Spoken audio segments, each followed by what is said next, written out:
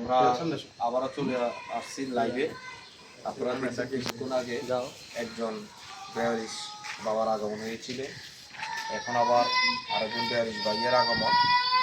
তো আমরা বলছিলাম যে প্রতিনিয়ত কেউ না কেউ রাস্তার পৌঁছে বলে থাকা এরকম বেয়ারিশ মা বাবা ভাই বোনদের শেষ আশ্রয়স্থান হলো আমাদের এই বেয়ারিশ চিকিৎসা পুনর্বাসন কেন্দ্রে, যেখানে 5তলা ভবনটি 120 শয্যার হসপিটালটি বর্তমানে 80+ বেয়ারিশ মা বাবা আছে। তো এখন আমার ডান পাশে এবং বাম পাশে যাদেরকে দেখতেছেন একঝাঁক তরুণ যারা মানবিক ভাই, যারা রাস্তাঘাটে এরকম অসহায় গরিব বা পচাগলা মানুষজন দেখলে তারা দেখে না দেখার ভান দিয়ে চলে যেতে পারে না, কারণ তারা মানবিক বলে একটা কথা আছে।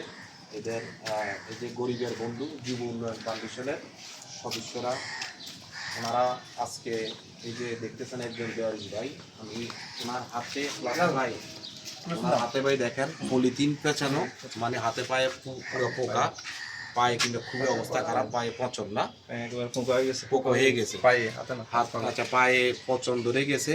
এই যে দেখতেছেন এই মানুষগুলোকে কিন্তু কোনো মেডিকেল কলেজ তারা রাখে না। কেন রাখে না? কারণ তাদের হাতে পায়ে পোকা, তাদের পাশে যাইতে পারে না দুর্গন্ধে। যেমন গত ঈদের আগে, কোরবানি ঈদের আগে একজন পতেঙ্গা থেকে এক বেয়ারিশ ভাইকে নিয়ে চট্টগ্রাম মেডিকেল কলেজে গিয়েছিলেন। তাও এরকম মানব কিছু ভাই, ডক্টর বলেছে পোকাগুলো পরিষ্কার করে নিয়ে আসেন। আল্লাহ দিলে আমাদের এখানে যখন দিয়ে যায়, আমাদের এই যে এমবিবিএস ডক্টর সাহেব আছেন শরীফুল ইসলাম এবং আমাদের সাইদুল ইসলাম ম্যানেজার বেয়ারিশ চিকিৎসা পুনর্বাসন কেন্দ্রে উনি আছেন। তো যারা আছে ওনারা কিন্তু ওনাদের তত্ত্বাবধানে, আমাদের ক্যামেরার পিছনে হেলাল আছে, ওনাদের তত্ত্বাবধানে কিন্তু এই পোকাগুলা সরিয়ে এবং এই বেয়ারিশ বাবাকে সুস্থ করার পরে আমরা ফেসবুকে পোস্ট করার পর দেখলাম যে কুমিল্লার থেকে ওনার ফ্যামিলি এসে আমরা ঈদের 3-4 দিন পরে ওনার পরিবারের কাছে তুলে দিয়েছে। উনি একজন মানুষ। তো এখন এই যে পোকা বলছে আমরা জানবো পাইলো, কিভাবে পাইলো। ভাইয়া যদি একটু সকলের বিষয়ে বলেন।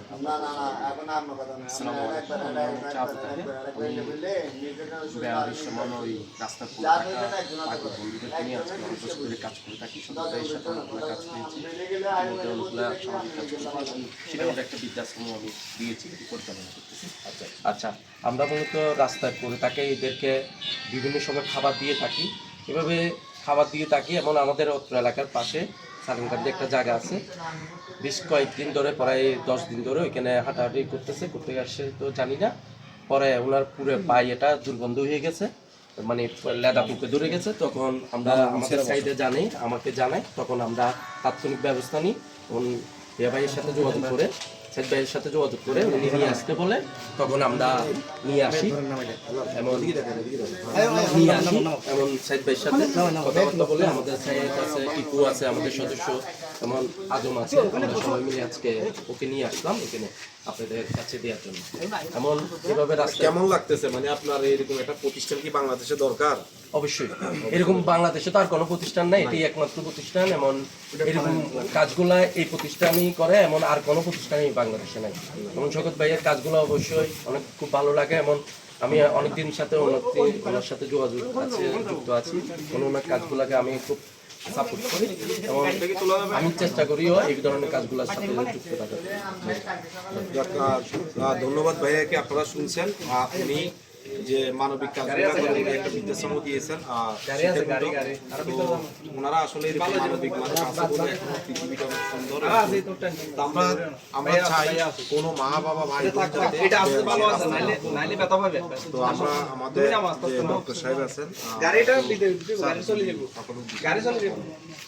আসসালামু আলাইকুম, আমি ডক্টর শরীফুল। আমাদের সামনে এই মাত্র বেয়ারিশ একজন বাবা আসলেন, ভাই আসলেন, হাতে পায়ে পোকা। একে আসলে আমরা এখন প্রপার একটা ইভ্যালুয়েশন করবো, কোথায় কোথায় ক্ষতস্থান আছে এগুলোকে খুঁজে বের করার চেষ্টা করছি। তারপরে ওনার যে প্রয়োজনীয় চিকিৎসা আছে এবং আমাদের যে সকল ইনস্ট্রুমেন্টগুলো আছে বা আমাদের যে সকল রিসোর্সগুলো আছে সেগুলো দিয়ে আমরা চেষ্টা করবো চিকিৎসা সেবা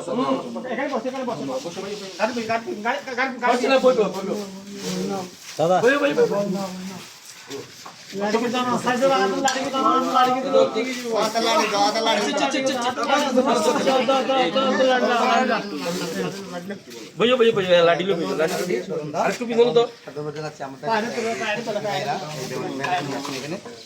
আসলে দেখতে পাচ্ছি ওনার অবস্থা কিরকম, মানে প্রথমত ওনার মানসিক ভারসাম্যহীন, উনি একজন মানসিক ভারসাম্য রোগী।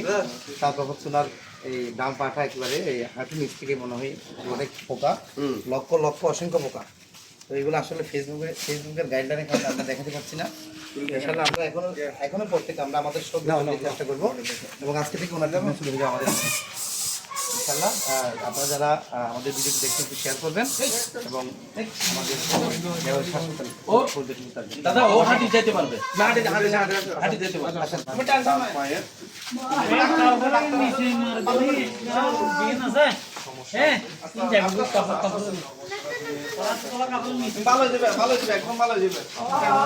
যারা এই লাইভটি দেখতে টেনশন করে না, যাতে করে